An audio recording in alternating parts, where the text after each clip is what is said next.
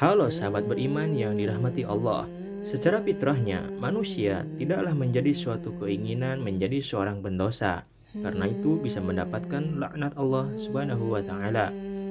Akan tetapi, di dunia yang fana ini, orang berdosa tapi malah dapat anugerah dari Allah Subhanahu wa taala.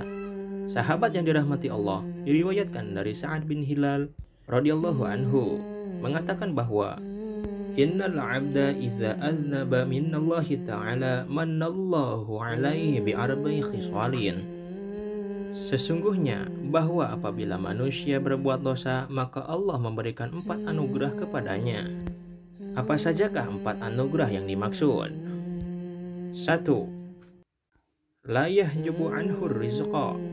Dia yang berbuat dosa kepada Allah tidak dihalangi untuk mendapatkan rizki dari Allah Subhanahu wa taala. Oleh karena itu, orang yang berbuat dosa kerap menyukai perbuatannya itu.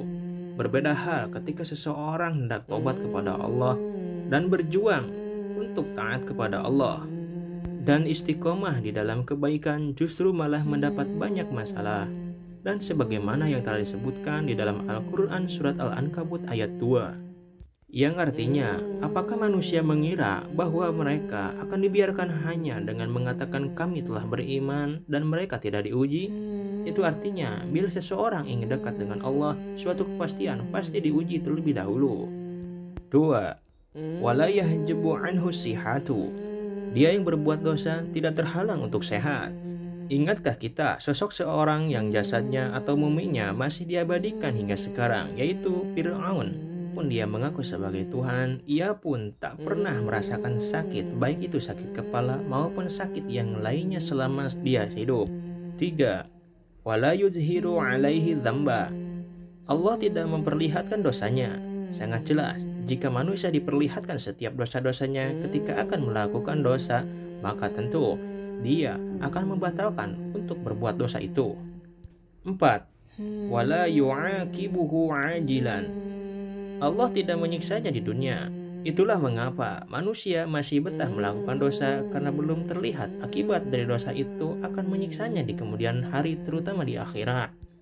Sahabatku yang beriman, yang mengerikan di alam dunia ini ialah ketika seseorang sholat tidak pernah, puasa tidak pernah, zakat tidak pernah, tapi oleh Allah diberikan kemudahan untuk hidup dan karirnya naik. Bahkan semua cita-citanya terkabul di dalam hidup yang begitu mewah.